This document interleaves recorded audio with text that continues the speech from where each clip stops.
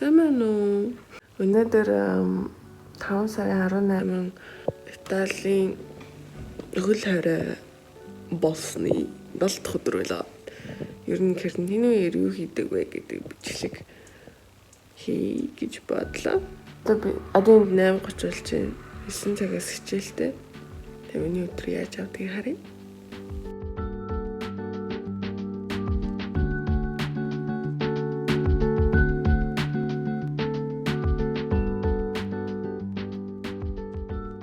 Тэгээд өнөөдөр миний хийх юм болохоор одоогийн байдлаар төлөвлөгөө нь хичээлдээ суuna.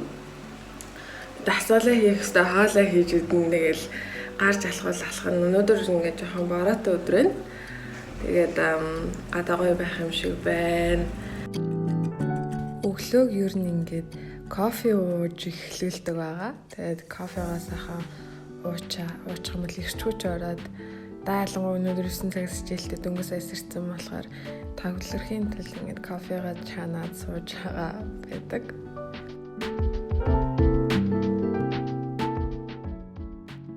Тэгээд 5 сарын 4-өөс эхлээд Италиудын хөл хорой арай гайгүй тайвширч эхлээд зөөлрч эхлээд гадагшаа гарах боломжтой болсон байгаа.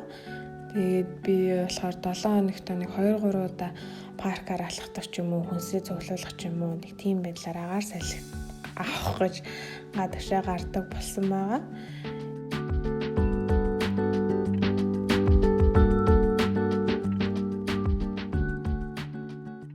Би болохоор сая 8:30-д боссон. Өнөөдөр 9-өөс 10 хүртэл нэг хичээлтэй. Тэгээд дахиад 1-ээс 4 хүртэл нэг хичээлтэй. Тэгээд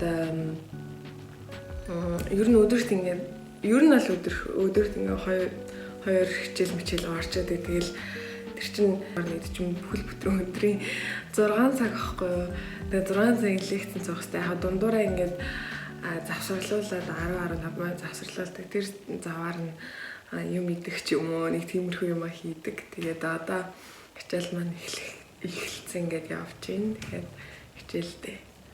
Тэгээ нэг анзаарсан юм нь болохоор онлайнаар ингэж хичээл орохоор 2-3 цаг ингэж лекцэн цууна гэдэг амар хэцүү юм байлээ. Байнга ингээд distracted болоод тэгтээ яг бичлэг хийжсэн болохоор бичлэгээ хийж байгаа шүү гэд байсан уу. Суугаад байсан чинь айгу фокуслаад байсан. Тэгээд тэрнийхээ завсарлага ангуут нь хоол хийж байгаа мэн энэ. Тэгээд энэ хоол хийж байгаа мэн болохоор яг уул нь карбонара гэдэг хоол. Тэгтээ яг италичууд харах намайг энийг ингээд хийж байгааг харах юм бол айгу шүүмжлэх байхаа. Яг ингэж хийдэггүй штэ ингээд тэгж шумаагаадгүй. Тэгтээ надад бол айгу тааламжтай айгу гоё юмтай байдаг.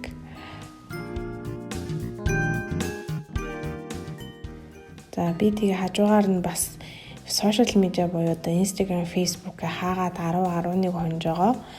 Тэгээд эхэндээ бол 2-3 хоног хаагаад хичээл хийх юм темпо олцоод эргүүлээд нээчээ гэж бодсон чинь сошиал медиагүй байх нь надад илүү юм амар амгалан санагдаад үргэлжлүүлээд хийгээд идэм үү гэж бодсон. Тэгээд өнгөрсөн жил би бас юм сошиал медиа детоксинг 30 хоног хийж исэн.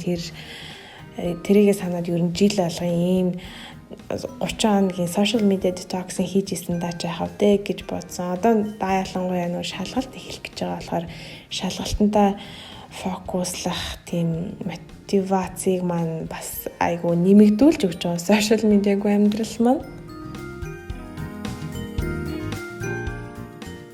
За тэгээд ер нь бол би дасгал хийдэг болсон байгаа карантин үеэр.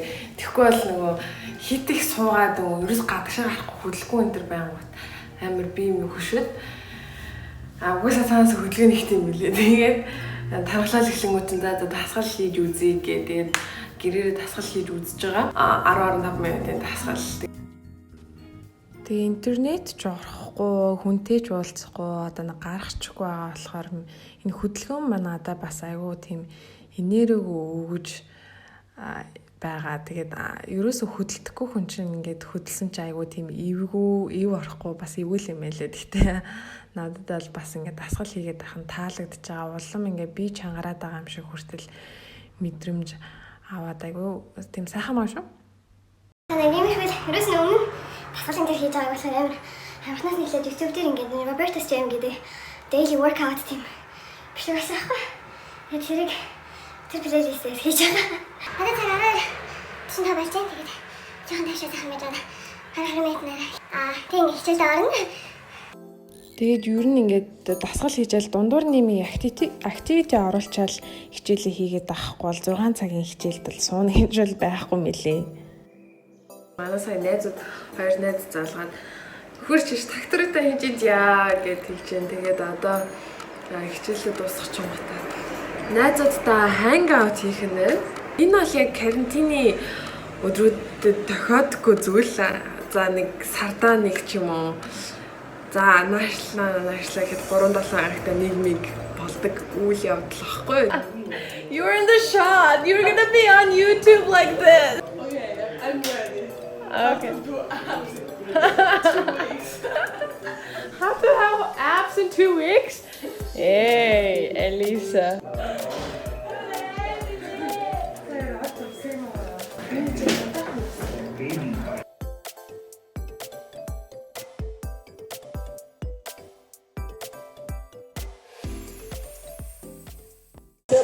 Халуна Кайсна Урчван.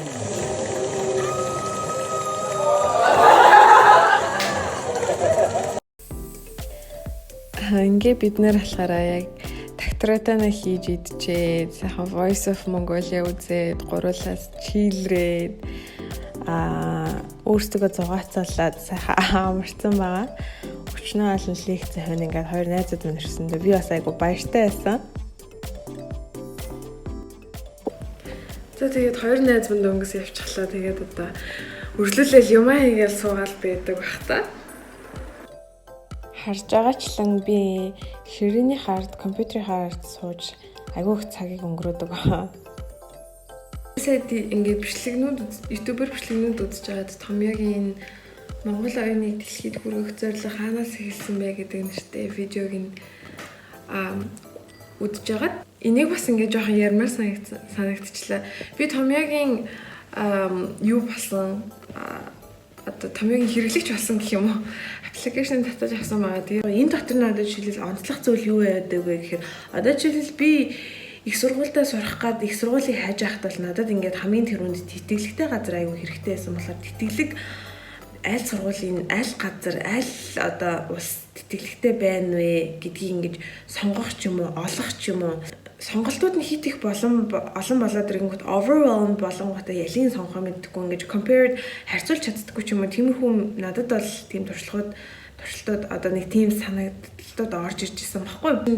Энэ аппликейшн дотор болохоор тэгээ айгуу гай за ингээд сургуулиудынх нь за би яг аппликейшныхын тэр нэг дотоод бүтцийн нэг бичлэг хийгээд хажуудад тавьчих гэхээр яг нөгөө болохгүй байх copyright мэд гээд болохгүй байх гэж бодож байна. Гэтэ миний онцлог тийм секшнэрийн хэсгүүд нь юу байсан бэ гэх юм бол хамгийн түрүүнд тийм нөгөө available тэтгэлгүүд одоо юу байгаа вэ гэдгийг гаргаад ирээд тавьсан юм. Яг одоогийн мэдлэр нэг 6 орны сургуулиуд гэж байгаа юм лээ. Гэхдээ ингээд цаашдаа эрхжил гэхэд 60 орны ингээд сургуулиудыг нэмсэн байх болно. 60 орны талаар юм мэдээж хийсэн байх болно гэсэн амбицтай тэгэж явж байгаа юм лээ. Тэнгүүдээ доторт нь ингээд тэтгэлгүүдийн мэдээлэлүүд нь ямар тэтгэлгүүдэд яаж ингэж байх шаардлагатай, аль сургуульд ямар одоо нөгөө шаардлага хангацсан байх ёстой гэдэг ч юм уу те. Тэгээ тэрнтэй нэг холбогдсон ийм линкүүдтэй сургуулийнх нь юутай холбогдсон линкүүд байна гэл тэнд сурж байгаа одоо тухайн улсад сурж байгаа оюутнууд ингээ ментор маягаар байж байдаг. Тэгэл тэндээсээ хийнээс ч асууж ингээд болохоор тийм тэнгүүтээ бас болоогүй айгүй хөвгчлээ тоглоомын хэсэгтээ насан чинь олон категоритой шинжлэх ухаан дэлхийн маягийн рандом урлаг програмчлах гэх мэтчлийн юм рандом квизэн тийм multiple choice-уудтай тоглоомуудтай айгүй гоё өнгөтэй гэгээтэй сайхан юм айгүй тийм гайхшлыг төрүүлсэн боловсролын юм технологиг ашиглаад ингэж боловсрол түгээх юм хийж байгаа. Их сургуулийн гадаадын их сургуулийн ингээд талаар ч юм уу төвлөрсөн батсан юм мэдээллийн аппликейшн гаргаж өгч байгаад айгу баярлаад айгу тогтолтой үзээд хандгүй. дэлхийн боловсрол эзэмшээс одоо нэг хүсэлтэй хүмүүс амар их болсон болохоор энэ аппликейшнийг заавал ингэж туршиж үзээсэй гэж бодож байна. За одоо бол би угаасаа ингээд одоо энэ 9:30 болж байна. 9:33 болж байна. Оройны. Тэгээд энээс хойшоо болохоор би ингээд ширээн дээрээ суугаал компьютер хараад яг өнгөрдөг тэр компьютер дээр одоо жишээлбэл өнөөдрийн хувьд би ямар төлөвлөгөөтэй байна гэхээр би нэг эссе бичих ёстой нэг хичээл дээр нэг эссе бичих ёстой тэр эссег ингээд цэцэлчмээр байна. Тэгээд тэрийг хийх бах. Ер нь бол би тэгэл ингээд суусаагаал 9-10-аас ахуулаад ингээд суусаагаал 1-2 гэж унтдаг. Тэгэл унтахынхаа өмнө томьёогийнхаа нөгөө тэр квизэн хэсгүүдийг ингээд заавалчгүй бүгэлж байгаа дунддаг болсон байлаа сүүлийн 7 хоног. Тэгээд миний өдөр нэг иймэрхүү өнгөрдөг байгаа. Тэгээд өнөөдрийн хувьд болохоор ялтч ингээд манай хоёр найз маань ирсэн тохиолдол болохоор маш ховор зүйл боллоо. Тэгээд ер нь бол гадаа өнөөдөр гарсангүй бороотой ингээд сэрүүхэн байсан болохоор сайхан цонхороо хараад цонхоо онгойлгочод сууж ийн. Миний өдөр нэг иймэрхүү өнгөрдөг байгаа гэдэг энэ бичлэгийн гол санаа маань дуусчих. Тэгээд дараагийнхаа бичлэгээр удахгүй уулзна гэж найдаад энэ бичлэгээ дуусгаж байна. Тэгээд та нар маань эрүүл их бие бодоод сайн сууж байгаарай. Okay. Bye.